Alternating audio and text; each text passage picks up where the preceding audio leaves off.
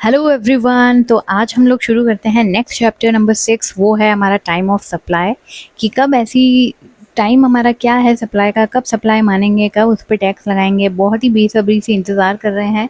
और ये revision audio जो है वो एग्ज़ाम ओरिएंटेड है। तो शुरू करते हैं। सबसे पहले time of supply in cases of goods के केस में क्या होएगा, फॉरवर्ड चार्ज का अलग होता है, रिवर्स चार्ज का अलग हमारा चलता है। तो गुड्स की अगर बात करें, अगर फॉरवर्ड चार्ज है तो उसमें हम लोग सिर्फ है ना इनवॉइस ही देखेंगे। गुड्स के केस में फॉरवर्ड चार्ज की बात कर रही हूँ मैं, फॉरवर्ड चार्ज मैकेनिज्म में। तो यहाँ पे टाइम ऑफ अप्लाई हो जाएगा date of issue of invoice या फिर last date of issue of invoice, जब इशू हो जाना चाहिए था। तो विच एवर इज अर्लियर। फिर यहाँ पे अगर मैं बात करूँ तो जब है ना receipt of advance for goods आ जाता है, गुड्स के लिए कोई भी एडवांस आया वहाँ पे टैक्स पेबल नहीं होगा। और ये जो रिलीफ है ना, ये सिर्फ गुड्स के केस में है, जो कि फॉरवर्ड चार्ज के केस में है। फिर है जीएसटी हम लोग को देना पड़ता है, shall be paid at the time of supply in case of specified actionable claims जो है, तो वहाँ पे हम लोग को देना पड़ेगा। यानी कि वहाँ पे क्या हो जाएगी, सप्लाई की date of issue of invoice. Invoice का क्या होता है, date of issue of invoice is actually कि एक्चुअल इशू करा या फिर लास्ट डेट जब वो इशू हो जाना चाहिए था, और date of payment whichever is earlier. यानी कि जो जीएसटी अगर हमको एडवांस मिल गया स्पेसिफाइड एक्शनेबल क्लेम, तो वहाँ जीएसटी देना पड़ेगा। वो सिर्फ गुड्स के केस में था। तो अब टाइम ऑफ सप्लाई इनवॉइस के केस में क्या हो गया, date of issue of invoice और द लास्ट डेट जब इनवॉइस इशू हो जाना चाहिए था। तो इनवॉइस इशू एक्चुअली में होना कब चाहिए, तो वो हमारा है सेक्शन 31 हमारे को बताता है। और इन केस ऑफ गुड्स में बता रही हूँ, अगर गुड्स में क्या है कि सप्लाई मूवमेंट ऑफ गुड्स अगर इन्वॉल्व है, तो क्या होगा, invoice to be issued before और at the time of removal of goods और डिलीवरी ऑफ गुड्स और making goods available to recipient, ये हो जाएगा। और अगर कंटिन्यूस सप्लाई ऑफ गुड्स है तो इनवॉइस कब इशू करेंगे, at the time of issuance of periodical statement या फिर receipt of periodical statement. Goods sent और taken on approval for sale और रिटर्न, तो इनवॉइस कब करेंगे, बिफोर और at the time of supply और 6 month from the date of removal. जो भी इनमें से अर्लियर है तब हम लोग क्या कर देंगे, इसमें इशू कर देंगे। तो ये तो हमारा फॉरवर्ड चार्ज का। रिवर्स चार्ज में टाइम ऑफ गुड्स क्या सप्लाई क्या होगी, टाइम ऑफ सप्लाई टीओएस। तो टाइम ऑफ सप्लाई अर्लीस्ट मानेंगे हम जितना जल्दी हो सकता है, date on which goods are received और date on which payment is recorded in the books of the recipient और the date on which the same is debited in his bank account whichever is earlier. तो payment recorded और debited कुछ भी हो गया है इन दोनों में से जो अर्लियर हुआ, और date immediately following 30 days from the date of issue of invoice by the supplier. तो जो फॉलोइंग 30 डेज का मतलब होता है कि जो भी है ना इशू ऑफ इनवॉइस सप्लायर ने जब किया, तो उससे जब 31st डे जो होगा वो, तो इन तीनों में से जो भी अर्लीस्ट है, 3 चीज़ें आएगी। यहाँ पे इनवॉइस वाला खेल नहीं खेल रहे हैं हम लोग। यहाँ पे हम लोग देख रहे हैं रिवर्स चार्ज में कि गुड्स कब आए, पेमेंट रिकॉर्डेड, डेबिटेड और इमीडिएटली 31st डे जो है। इन तीनों में से जो भी अर्लीस्ट है वो क्या हो जाएगा, टाइम ऑफ सप्लाई हो जाएगा। तो इसकी हम लोग शॉर्ट ट्रिक बना सकते हैं कि जीपी 31st, यानी कि गुड्स देख लो, पेमेंट देख लो और 31st डे देख लो। और अगर इनसे नहीं, हम लोग पैरामीटर से नहीं डिसाइड कर पा रहे हैं, तो हम लोग देखेंगे कि date of entry of goods in the books of account of the recipient of supply, ये हो जाएगा। फिर time of supply of vouchers exchangeable for goods, उसका क्या हो जाएगा, उसका ये होएगा कि time of supply date of issue of the voucher if the supply that it covers is identifiable at that point. Supply identifiable है तो इशू ऑफ वाउचर और redemption of the voucher in other case. फिर time of supply of goods in residual cases में क्या होगा, किसी में भी यहाँ कवर नहीं हो रहे हैं। तो यहाँ पे हम देखेंगे कि अगर periodical return is required to be filed, तो हम लोग देखेंगे कि ड्यू डेट जो है फाइलिंग ऑफ पीरियडिकल रिटर्न वो देखेंगे, और अदर केस में on which GST is paid. फिर हम देखते हैं time of supply in case of enhancement in value और अकाउंट ऑफ इंटरेस्ट या फिर लेट फी, ये सब आए हैं। वैल्यू ऑफ सप्लाई हमारी बढ़ गई तो delayed payment of consideration, interest और ये सब आया है। तो हमारा यहाँ पे हो जाएगा date on which the supplier receive the addition in value. तो ये सारा गुड्स का था। Now time of supply in case of services, तो पहला वहाँ यहाँ पे भी यही देख लेते हैं, फॉरवर्ड चार्ज की बात करते हैं। फॉरवर्ड चार्ज में तो क्या है, सर्विसेज के केस में क्या होता है कि 2 मेथड आ जाते हैं। पहला आता है कि इनवॉइस देखो सबसे पहले कि इनवॉइस टाइम पे है कि नहीं है। अगर इनवॉइस टाइम पे नहीं है तो दूसरा तरीका देखेंगे। तो सबसे पहले इनवॉइस टाइम पे है, invoice issued within the time, तो अर्लियर ऑफ द फॉलोइंग ये होगा। यहाँ पे हो जाएगा आईपी कि date of issue of invoice देख लो बाय द सप्लायर और date of receipt of payment. Payment receive का मतलब कि credit in bank accounts book और books of account whichever is earlier, कुछ भी जो भी हुआ है तो ये इन दोनों में से जो भी अर्लियर है। और इनवॉइस अगर नहीं इशू करा है विद इन द टाइम, अगर इन्वॉइस है ही नहीं तो हम इन्वॉइस को तो देखेंगे ही नहीं ना, तो हम क्या देखेंगे, date of receipt of payment देखेंगे वही, या फिर प्रोविजन ऑफ सर्विस जो हम है वो देखेंगे। तो विच एवर इज अर्लियर हो जाएगा, तो यहाँ पे हो जाएगा एसपी। तो अगर ये मतलब है ना एप्लीकेबल नहीं हो रहे हैं कहीं पे भी, तो टाइम ऑफ सप्लाई क्या हो जाएगा, जब रेसिपेंट ऑफ सर्विस ये बता देगा कि अपनी बुक्स ऑफ अकाउंट्स में कि रेसिप्ट ऑफ सर्विस हो गया है, तो हम लोग मान लेंगे। और हमारे पास ये ऑप्शन होता है कि हम लोग इन्वॉइस डेट को टाइम ऑफ सप्लाई मान सकते हैं अगर एक्सेस पेमेंट अप टू 1000 है, 1000 तक है, तो हम लोग इन्वॉइस डेट को क्या ले लेंगे, time of supply. Access payment जो है ये अप टू 1000 रुपीज़ है, इसमें ऑप्शन जो दिया गया है इन्वॉइस डेट को टाइम ऑफ सप्लाई ले सकते हैं। तो इसमें ये है कि सप्लायर चूज़ कर सकता है कि वो डेट ऑफ इन्वॉइस ही ले ले। कई बार क्या होता है कि जो मतलब है ना डेफर्ड पेमेंट ऑफ टैक्स हम लोग करने का मौका दे रहे हैं सप्लायर को, क्योंकि small amounts typically received by him in excess of the invoice amount और अप टू 1000 है, तो हम इनवॉइस डेट को ले सकते हैं। फिर ये तो हमारा था कि भाई फॉरवर्ड चार्ज वाली की बात कर रहे थे। अब हम यहाँ पे बात करते हैं कि इसी में इशू ऑफ इनवॉइस की क्या होगी। गुड्स के केस में अलग था time of issue of invoice, पर यहाँ पे issue of invoice for supply of services क्या है। तो टैक्स इनवॉइस हम लोग को कब करना पड़ेगा, either before the provision of service or within 30 days or the provision of service from the date of supply of service हो जाना चाहिए विद इन 30 days और 45 days in case of insurance, banking और NBFC financial institutions.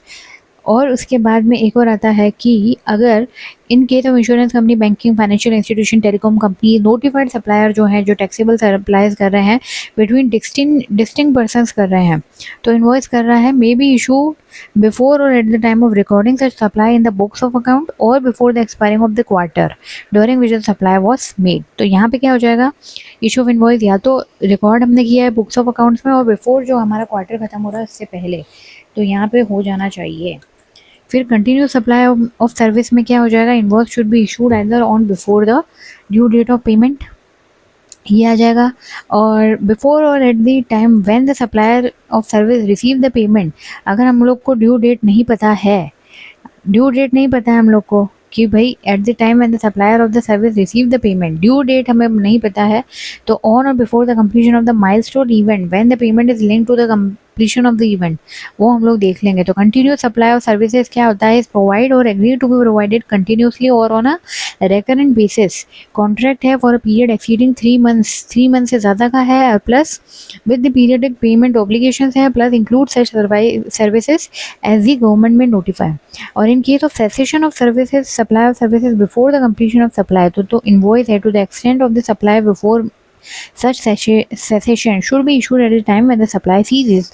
Supply रुक गई है तो जहाँ तक रुकी है वहाँ तक का इनवॉइस इशू कर दो। ये सारा फॉरवर्ड चार्ज का था। अब हम लोग बात करते हैं कि supply of time of supply of services. अब हम ना रिवर्स चार्ज की बात करेंगे कि भाई रिवर्स चार्ज में क्या है। तो time of supply on the services reverse charge basis में हम लोग देखेंगे, लेकिन except on the services receive from the associated enterprise दे रहे हैं लोकेटेड आउटसाइड इंडिया, वो वाली बात हम लोग नहीं कर रहे हैं यहाँ पे। उसके अलावा रिवर्स चार्ज में देखेंगे कि टाइम ऑफ सप्लाई यहाँ पे क्या है। देखो रिवर्स चार्ज में हमेशा पहले भी जब हमने गुड्स की बात करी थी ना, वहाँ पे भी हमारा क्या था, GP 31 था। यहाँ पे हमारा क्या हो जाएगा, अब जी तो नहीं हो सकता क्योंकि गुड्स है ही नहीं, तो यहाँ पे हो जाएगा P और 31 की जगह 61 आ गया। तो यानी कि टाइम ऑफ सप्लाई क्या हो जाएगा, अर्लियर ऑफ द फॉलोइंग। या तो डेट ऑफ पेमेंट हम देखेंगे, डेट ऑफ पेमेंट क्या है, और 61st day from the date of issue of invoice हम लोग को देखना पड़ेगा। और अगर ये इस पैरामीटर से नहीं कर रहे हैं तो सप्लाई क्या हो जाएगा, date of entry of service हमने बुक्स ऑफ अकाउंट में कर दी है ऑफ द रेसिपेंट में, तो वो हम लोग देख लेंगे। तो यहाँ पे क्या है कि डेट ऑफ पेमेंट जो है ना सर्विसेज के केस में, हम वही पेमेंट जब हमने रिकॉर्ड किया है इन the books of account of the entity that receive the service, यानी कि रेसिपेंट की बात हो रही है। ऑफकोर्स पेमेंट रिकॉर्ड कर दिया है या फिर पेमेंट डेबिटेड कर दिया है from the entities bank account, तो वो तो पेमेंट हो जाएगा विचएवर इज अर्लियर।